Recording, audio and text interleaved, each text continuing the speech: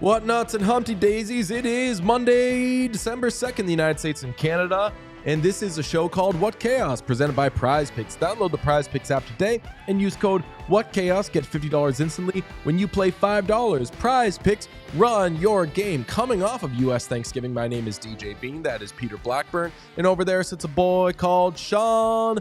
Had a good weekend. DePaz, Sean.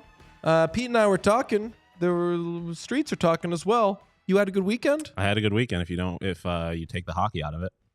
But what happened with the hockey? Nothing. They didn't play. They just a really long weekend. They just didn't play any games. Oilers behavior. They just definitely did not go 0-3 once they started playing good teams. But yes, very good weekend for me. ASU, Syracuse, the Buffalo Bills, the what else? I guess that's really the big Texas, obviously. Texas, yeah. Come on. Big treat. Yeah. It's great. It was just a great time to be Sean DePaz. Sean, you got to get 3 points against, or I'm sorry, you got to get 2 points against the New York Islanders. Yes, very, very much do. Glad they were able to get a point against the Canucks, but would have liked to win that game as well. Tough weekend for the Sabres, but pretending that didn't happen. Don't know about the whole U.S. Thanksgiving thing. The Sabres were in playoff position for U.S. Thanksgiving, and just a quick little update, they no longer are. Minnesota Wild are in first place. Washington Capitals are in first place. The Edmonton Oilers are in the playoffs, and the Columbus Blue Jackets are on pace to make the playoffs. So a lot has happened. We're going to give you a full show. It's going to be a quicker one because we have an interview that we're doing right at the end of it. So, Pete, why don't you tell them what's happening today? Sean, hit me, please. We have weekend behavior. It's a staple on the show every Monday. David Jiricek to the Minnesota Wild. That's very exciting. We'll talk about that big trade. It's finally happened. We did a lot of talk last year about David Jiricek and how he was constantly being sent down to Cleveland. Unhappy about it. That whole saga's come to an end. He is in Minnesota. We'll discuss it. Gene shaves all. I know that's about Gene Principe shaving his mustache live on television. That's going to be a fun one. And Zadorov Poke Watch, which absolutely, this is a very easy one for me to decipher because I know Zadorov poked Evgeny Malkin. Malkin tried to take his head off. It was a whole fun behavior thing that happened last week. So we'll talk about it. Malkin didn't try to take his head off. He said, I'm leaving here with something. Right. It wasn't specifically Zadorov. He said, I'm taking somebody's head off. Yeah. I'm not looking. I bet that was Zadorov who did that, but I'm turning around and you know what? You shouldn't. If I get you and you're sitting next to Nikita Zadorov, you're guilty by association. You were in the game, as Mike Ehrmantraut would say. I don't even need to see the replay once we get to the Zadorov thing. My favorite part of that, I recognized it immediately as it happened. Do you remember when Mission Impossible, Fallout, the whole thing where he cocked his fists? Oh, yeah. Zadorov cocked the stick before then poking Evgeny Malkin. I didn't see that part. He takes it up, takes it down, and then pokes him. Famously, so good. Okay, let's just start a little bit with that week. We're going to do weekend behavior later, but let's talk about the Zadorov thing because I was at the game. Okay. Terrible game. I've been to 2 games this season against Pennsylvania hockey teams. Yeah, you can't do that anymore. Should be good for the Boston Bruins. I've seen 1 goal scored. For the Bruins. And it was a Charlie. Yes, it was. But I've seen very few goals scored. I've seen 2 and I've seen 5. I've seen 6 goals scored in 2 games. One of which was from the Boston Bruins. Terrible stuff. Or actually, was it 3-1? 2? Anyway. I've also been to 1 Bruin game, and I've only seen 1 goal. Yeah. The Bruins still stink, baby. Oh, yeah, but at least they're a little bit fun now. They had one fun day that we will talk about. We are going to just isolate the Nikita Zadorov thing, though, because I was at the game, and I was not far from the benches, but still, that's one of those, if you're at the game, you have no idea what's going on. Yeah. Because guys are going at each other, it dissipates quickly, and then there is 98 minutes of officials talking to each other, being like, what the hell happened? And Evgeny Malkin was standing in front of the Bruins bench. Nikita Zadorov said, gave him the old pool cue in the back. Yeah. And Malkin turned around, swung his stick at the Bruins bench. That was the best sound to describe it. What? The And both players got fined 5 Gs. Oh, I didn't know that. Oh, yeah. I didn't pay attention to that. Yeah. Both players got fined the maximum allowable under the CBA. Okay. They got changed the maximum allowable to like. Yeah, how does like inflation affect everything except for the fines in the NHL? That's a good question, because when you get suspended, you're still giving your game checks to the players' relief fund and everything. Something needs to change or just the number needs to be higher. I hate to say it. Or you can't say maximum allowable at the end of it, because when you say $5,000, the maximum allowable, it makes your league sound Mickey Mouse. Yeah, you're only throwing around 5 Gs. It also like it does prevent the only $5,000. Like that's the NHL being like, listen, we would ask for more if we could. It's still stupid and it's bad. But after the game, Zadorov said that he and Malkin were old friends and that he wasn't going to elaborate, which unusual behavior from Nikita Zadorov to not elaborate. That guy likes to elaborate. What? What I would have expected from him is like, oh, I did it because of Evgeny Malkin's a bitch and everybody knows it. That's the way that he talks normally. Yeah, right. So I don't know if there's some like Russia thing between those two or whatever, but I can believe that there is something between Nikita Zadorov and any other human in the world. 100%. Lovely guy. Loves having enemies. Yeah, 100%. Does not mind burning bridges. Does not mind having enemies. He likes to keep his own life interesting. So taking the Bruins fan and the Nikita Zadorov fan out of it, how did you feel about the act of... Oh, it's bad behavior. It is bad behavior, but it is objectively hilarious. Nobody gets hurt from it, and it is like Zadorov obviously knew that he was wrong. You didn't see this because you were at the game. Once they announced that they were going to review, he like his face on the bench was like, "Oh fuck." It was awesome. He has 300 penalties this season. Right. Why would he think something that he did that is unbelievably illegal was not going to get penalized? And I tweeted too. I was like, if he's going to take 1 billion penalties this season, at least a few of them should be hilarious. Yes. I don't want 1 million tripping penalties. Right. That's boring. Zadorov is better than that. So I'll say, yeah, obviously terrible behavior. Yeah. Very funny. Hilarious. Having to pull it up on my phone during the game, and like when it was on minute 31, bigger like question, something happened here. Yeah. Bigger question is, since when do officials just get to go to, we think something happened, let's go to the replay?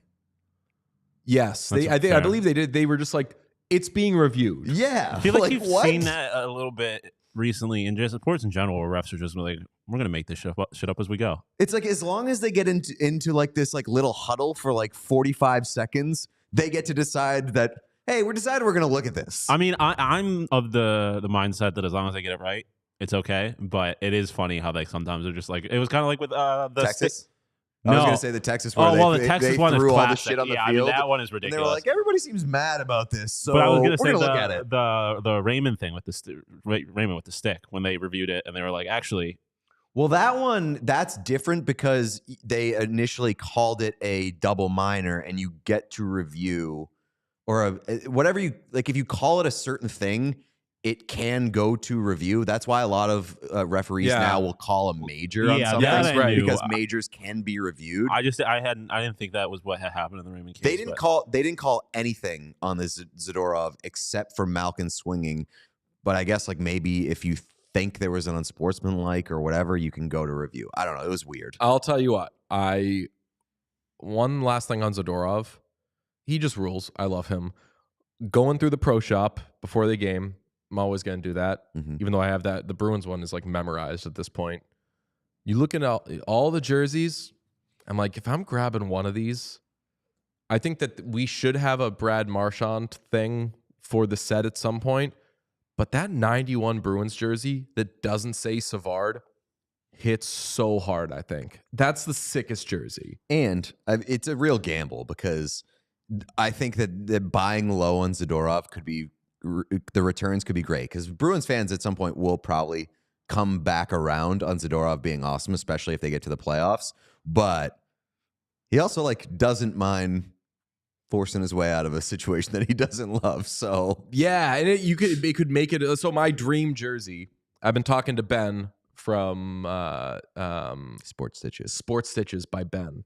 Unbelievable. In fact, I saw him at the game because he had one of his sick jackets on, and I was like, "That's clearly Ben." We've been talking about we're working on a Sergei Gonchar jersey for Dave. Hell yeah. One of my favorite moments in my hockey fandom was when the Boston Bruins traded for Sergei Gonchar. He played like 14 games for them. They lost in the first round of the Canadiens, but the Bruins trading for Sergei Gonchar was a highlight of my life because it was the first time in my life I was like, the Bruins are going to make a run. They're going to do this. They absolutely didn't. But anyway, yeah. Like I hope you're getting the Centennial jersey with Sergei Gonchar on the back. That would be psychotic but hilarious, especially because you keep saying that it's a Penguins jersey. Okay, one last weekend behavior thing. The Centennial jerseys on the Bruins thing, everybody who isn't a Bruins fan knows that I'm right, that it looks like a Penguins jersey. Sean, I probably should have sent you my tweet for this, but I just showed the little changes they could make that would make it a Bruins jersey. To not have it look, the back lack of the it, white stroke is the biggest thing. Yes. And so when people were jumping on me being like, and it wasn't people, it was just Bruins fans who were being babies, like clearly, but you're fans, you're supposed to be babies.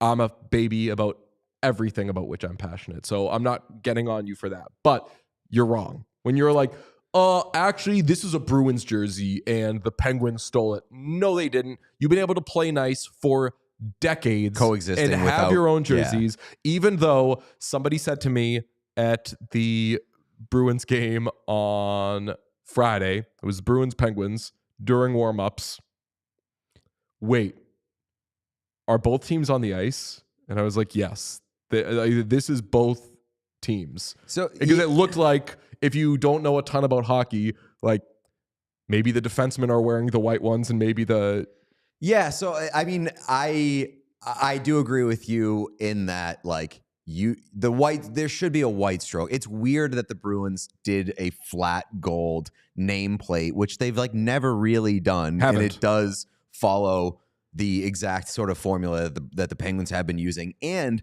the little the neck thing that they never do suddenly decided to start doing with this jersey, the Centennial thing. So like, few changes, add the white stroke, fix the nameplate. I would also get rid of the lower sleeves. I don't love the gold sleeves. Then I would keep that jersey. I think the jersey's unbelievable. Last thing is Zadorov. Unbelievably funny that the first goal that he scored this season for the Bruins, coming out of the box and scoring on an empty net. Extremely funny. Oh, Court Lalonde is here. Court Lalonde was subtweeting me yesterday being like, it looks like a Penguins jersey crowd. Not a crowd. The only person brave enough to say it online is me, and then other people text me. That's not true. I saw a lot of people saying it looks like a Penguins jersey. Yeah. Okay, well that makes me less crazy at least. But the Bruins did it first. I'm not talking about having a black jersey with whatever lettering on it. Sean's working on that jersey. In the meantime, let's talk about the behavior of the Bruins listing that game as a 3 p.m. start and dropping the puck at 4:15 when they knew damn well they were going to do a big song and dance about it being the 100-year anniversary of their first game. Yeah, bad behavior. It didn't bother me because I knew, and I only knew because sports betting websites had the puck drop listed at 4:15. So heading into that, had I thought the puck was going to be dropped at 3, I'd be like, brother, what the hell is going on here? But knowing that it was the Centennial game, knowing that they had obviously a lot planned, I wasn't expecting the puck to be dropped anywhere near 3 p.m. So it didn't bother me because of the occasion. It is weird to have the official puck drop time or the official start time as 3 p.m. when you know damn right well, like you said, that it's not going to be that 3 p.m. If you're going to list the puck drop time or this official start time, in the 3 o'clock hour, you can't have it be in the 4 o'clock hour. I've come around. Let's talk about let's compare this to movies. I've come around or I'm totally okay with the 25 minutes after the listed time for movies.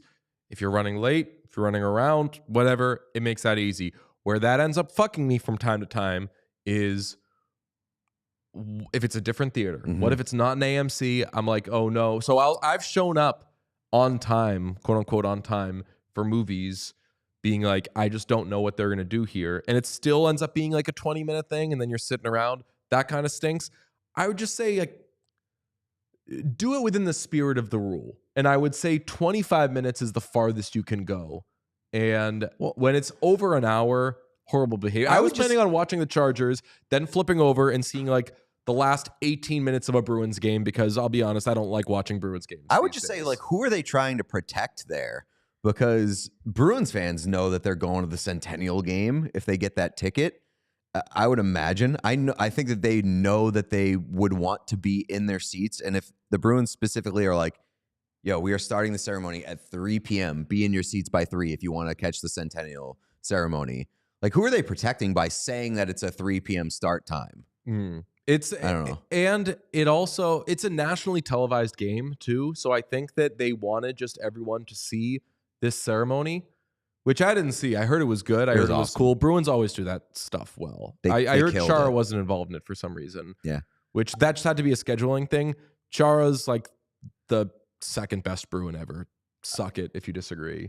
I don't know if I would put him second best, but he's definitely, like, of the players that they brought there, he absolutely deserved to be honored and should be honored with a Centennial. I imagine that he's like running a triathlon or something. I'll say he's like top 3. Like I think that Bork's probably the best. Yeah, but like you have to go Bobby Orr first, so you get to do that. Bork, Chara. Yeah, which Charlie McAvoy, pressure's on. I know he showed out yesterday, but like when I was thinking about Bruins history yesterday and all those defensemen, I was like, their top 3 defensemen are pretty locked up. Charlie McAvoy, just being a number 1 defenseman on the Bruins.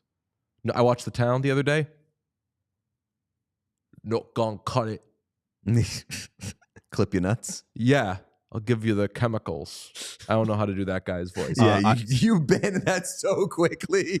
I have one more piece of weekend behavior. I guess the news happened today, but the behavior happened over the weekend. Jeff Skinner was fined $2,000, not the maximum allowed by the CBA, for diving, for embellishment. That's so embarrassing. Number one, it's embarrassing. Jeff Skinner, friend of the show, loves huge diver. Been cited for 2 diving offenses. That's so embarrassing. Number one, because you got fined for diving. Nobody gets fined for diving.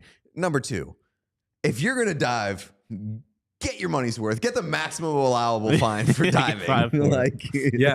And as a repeat offender for diving is so that's bad. A real tough look. I do have to declare, it's very important. Well, Pete has seen his guy Vasily Podkolzin score goals in 3 straight games for the Edmonton Oilers after he had not scored goals in 3,000 straight games. His entire career was just him not scoring goals. Looked okay to start with the Oilers, still wasn't scoring goals, was never going to score goals. He's scored in 3 straight. He looks good. And there's not a lot of statistical proof. No one wants to see it. No one wants to hear it. But I am putting Jeff Skinner on, what did I put him on? Getting hot watch. Getting hot watch. It's coming watch. Something. Keep an eye on Jeff Skinner. Okay. He got a lot of chances. The last 2 games, really. A lot of chances. Got a lot of chances against Utah and looked good and had an assist, his second point in 12 games against what's so funny, baby. Against the Avalanche. And I'll tell you what, getting hot. Oilers, Avalanche, not close. No.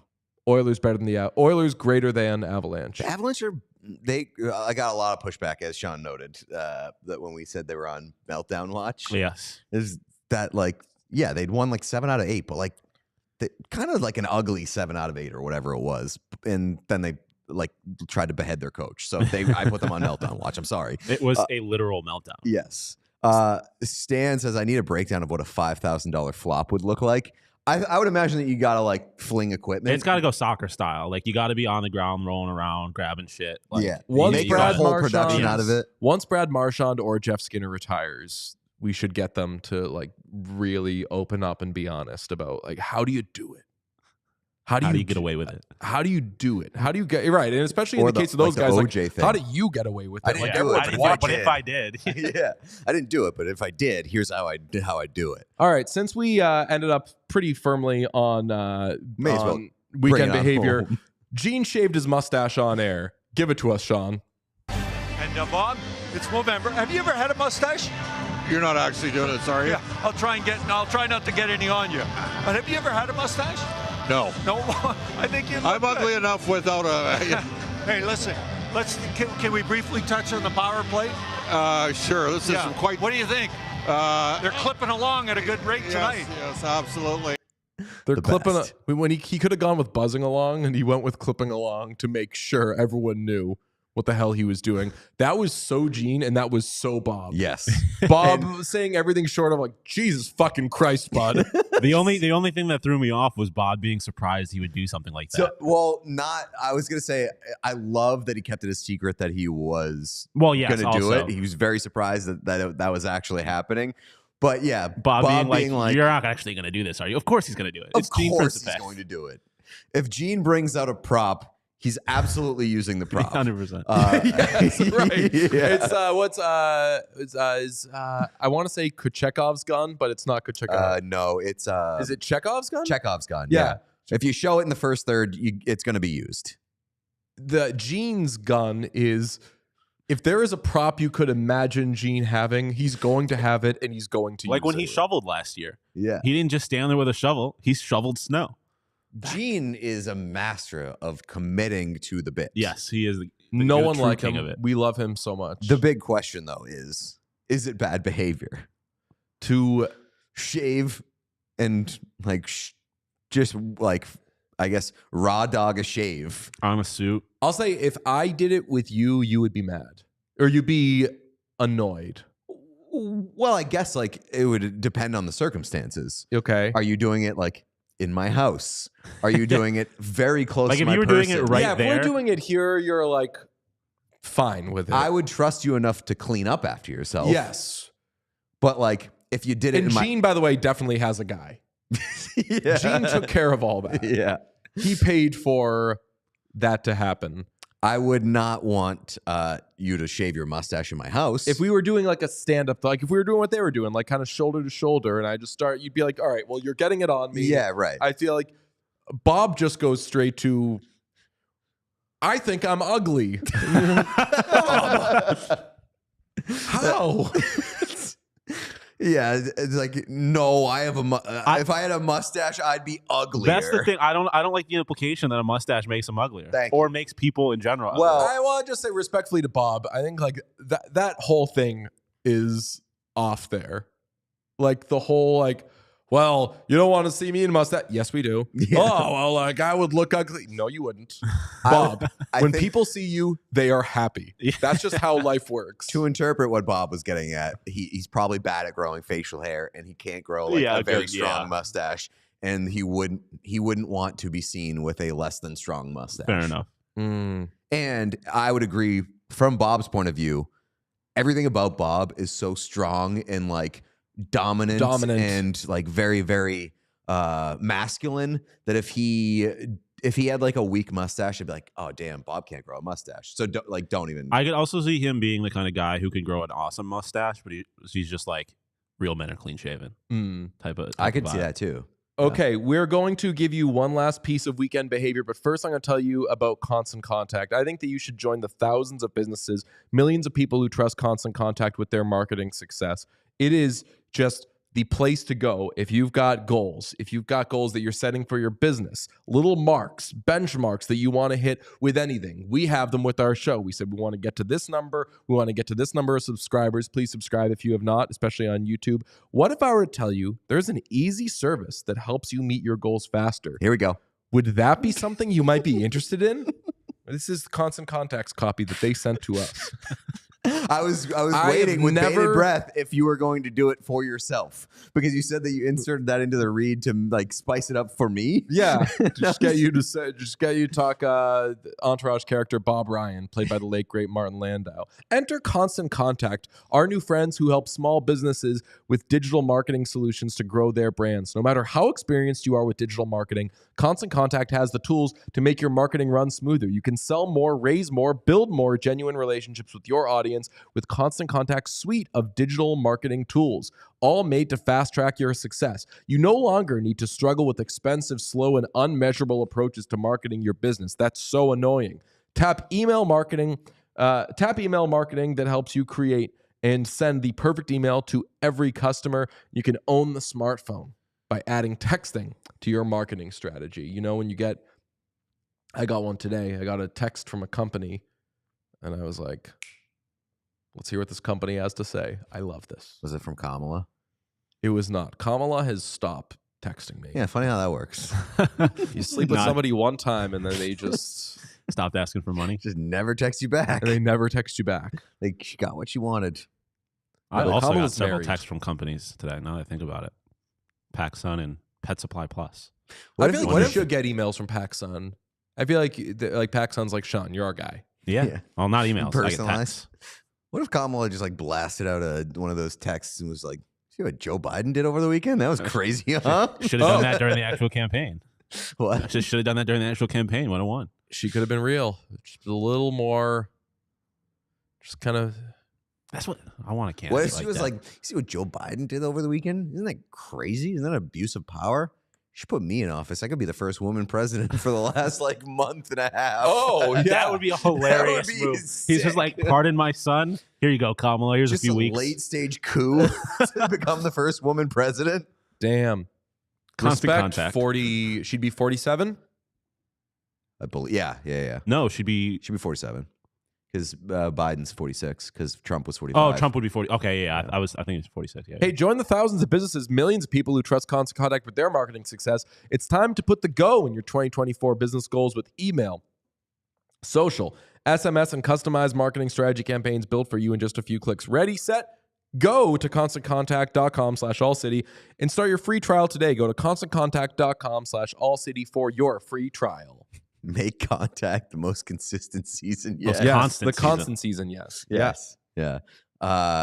Today's episode also brought to you by our friends at Bauer Hockey. Nothing beats the sound of fresh steel cutting through the ice, and you can hear that every time after getting a fresh buzz with the Pro Sharp Bauer Advantage Skate Sharpener. Perfect for all hockey players, families, or teams. This sharpener is fully automated and extremely easy to use, so you can get perfect edges anytime, anywhere, as long as you're plugged into power. And with built-in goalie skate mode, even your tendy can stay sharp. So to learn more about the Pro Sharp Bauer Advantage Skate Sharpener or to see where you can find it in stores, head to Bauer.com/ProSharp. I'll tell you who could probably use the Bauer Pro Sharp Advantage Skate Sharpener. Who? David Jiricek. David Jiricek, yes. That's coming later in the show. We have one more thing, but Okay. yes, he could. His edges, apparently not great because his skating. People don't like his skating. Oh, is it shit on David Jiricek's skating season? Yeah, that's like, I guess, like the big reason why everybody dislikes him or is low on him. We've got a lot of David Jiricek stuff coming. Is the read concluded? It is concluded, yes. Lovely job. The last thing we have to hit is that Criminal played sewer ball with Macklin Celebrini and Will Smith before the Sharks Kraken game over the weekend. You see this video, and there's a guy, we'll call him Criminal.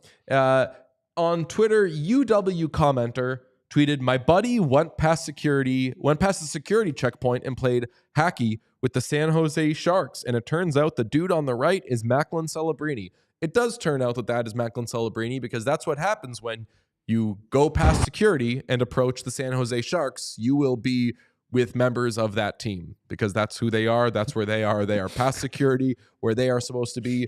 You, a criminal, have done crime. I have questions here about this. So do I. No, but I think I have proper questions that may not be thought of.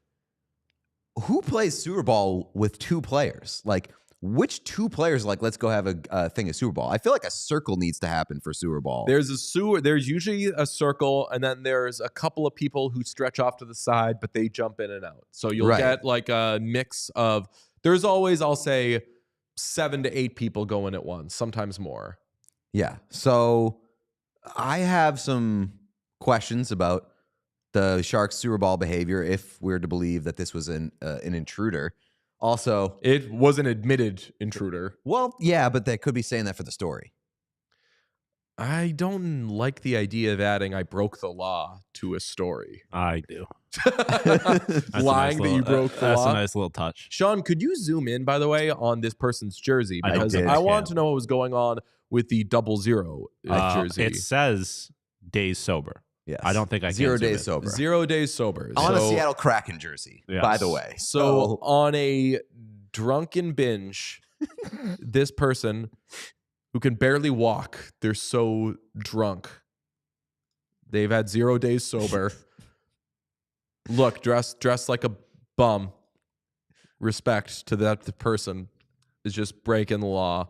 I mean, if you can get away with it, I don't want to like I don't want to endorse breaking the law, but some laws are made to be broken. Only breaking the law and if you get caught. if you carry yourself with enough confidence, especially while wearing a 0 days sober jersey, That's the thing. basically advertising that you're up to no good, Yeah. and you still get away with it. And like he's clearly he made a compelling enough case to these two players that could have been like, bro, get the hell away from us.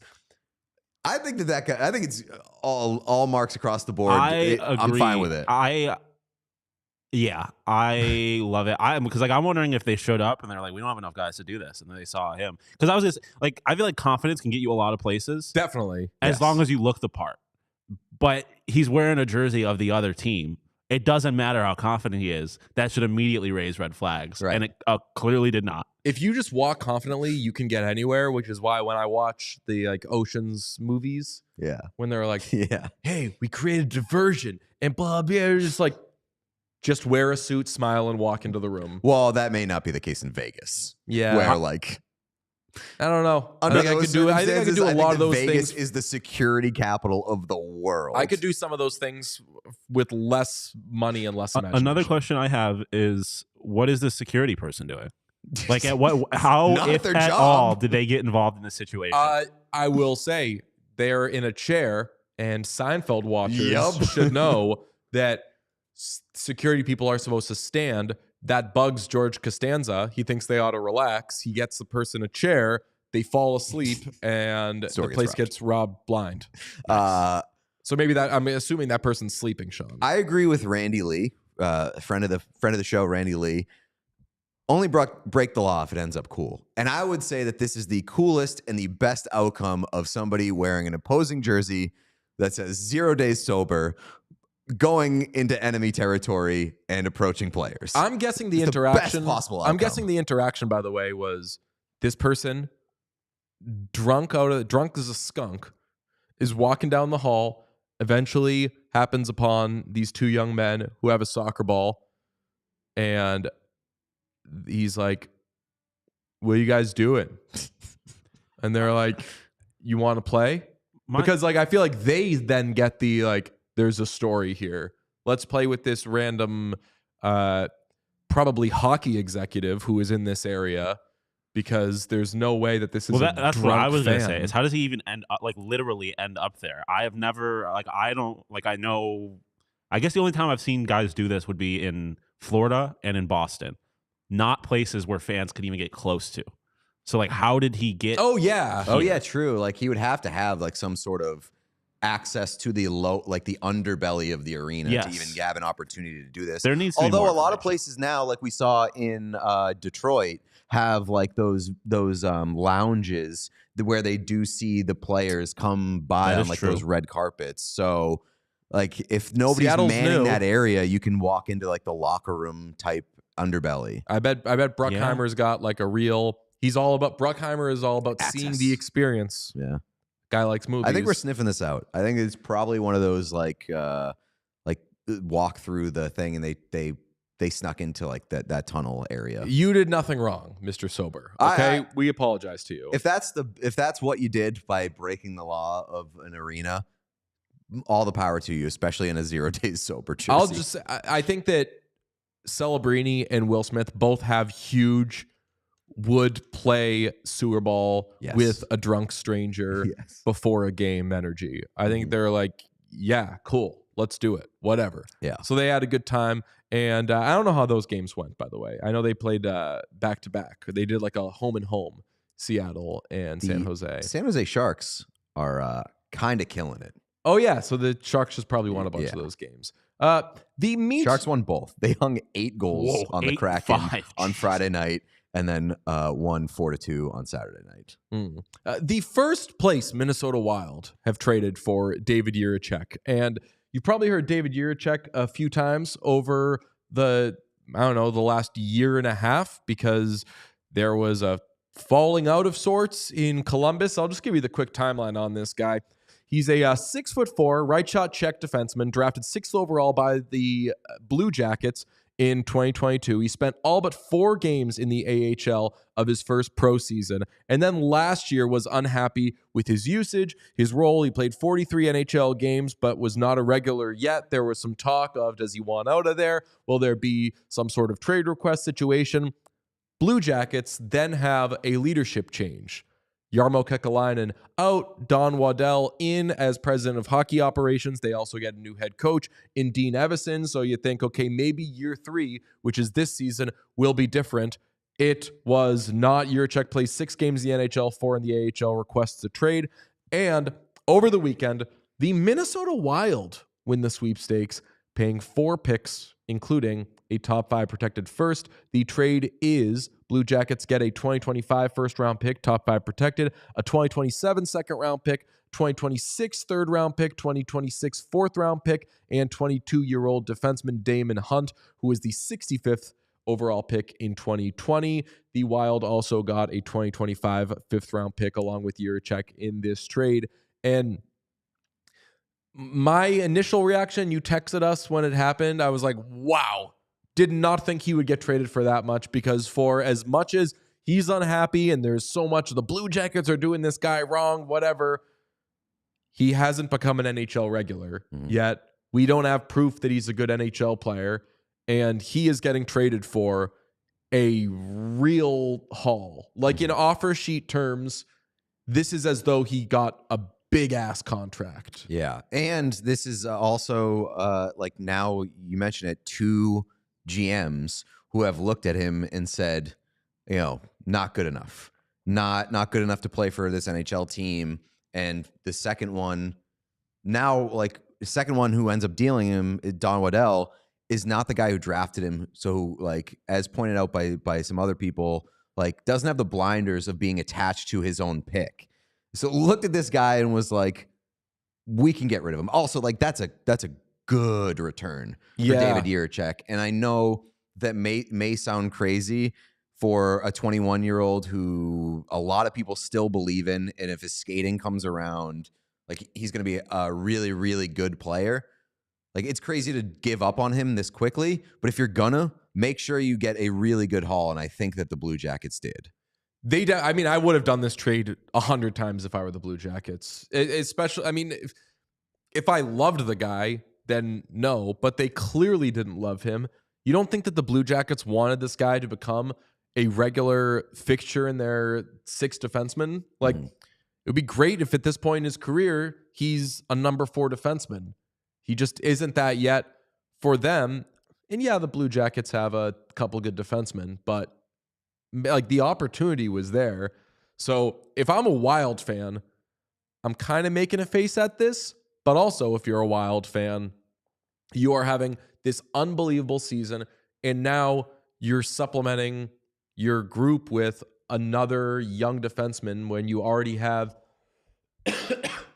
one of the best young defensemen in the NHL in Brock Faber. They also have Zeev Buyum, who is coming and he's going to be, I very much believe that Zeev Buyum is going to be awesome. So a big question for me, he fell in the draft though. A big question for me, why is this Minnesota's move?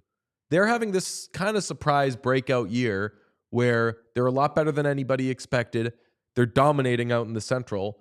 They don't have a ton of cap space, but as we all know, with retaining and stuff, things can be moved. Why is this how you're spending your first round pick and a number of picks in the coming years? This is kind of a half measure-y type thing to me. It's yeah, I mean, like, I guess it depends on like your evaluation of who you are as a team and not letting it affect you like as Danny Ainge move of like, you know what? We're not winning the cup this year, so I'm going to keep building this team the way I plan on building this team. Right. Well, I don't necessarily think that doing this says that the Wild don't believe that they can win the cup this year, but they're not willing to adjust the development window and like their franchise building blocks to try to win in a 1-year window. Yeah, I mean, I don't hate it. Like, if you can lock down a player that becomes a part of your team and an important part of your team at an extremely important position for a long time versus getting a guy who like maybe a half-season rental to make a push, I think I would opt for the young player most of the time. Yes, I will. I'll just I agree with the Wild not necessarily going all in for this season, and maybe he makes an impact down the stretch. We've seen teams do this before. The Bruins did it with Brett Conley when they were like, we're not sure what our future holds, so we're going to spend a lot on a guy who is supposed to be really good, I think also a 6th overall pick, and kind of hope he contributes this year. And at the very least, he's a building block for the future. That didn't end up working out for the Bruins, but maybe this ends up working out for the Wild. I just still think it's like I would trade this if it were like a Philip Broberg type situation where like a guy, what? I think that the ceiling on Jiricek is way higher than Philip Broberg. But to this point, Jiricek is, I'm sure there are teams that were like, we're not spending a bunch on this guy. Oh yeah, I bet. Yeah. Broberg, I at the end of last season, and Jiricek has done nothing since last season, you would rather spend on Jiricek than Broberg? Yeah. No way. Yeah, I mean, Broberg was a top 4 defenseman at that point. I think like his development was actually happening. Specific to who the Minnesota Wild are in their circumstances, like they are a very young team with young stars, and they have some security at that position. So to take a real home run swing at a player like Jiricek doesn't kill them. Yeah, but this has happened before. I mentioned the Bruins did it with Brett Conley, not a great example because they gave up 2 second-round picks.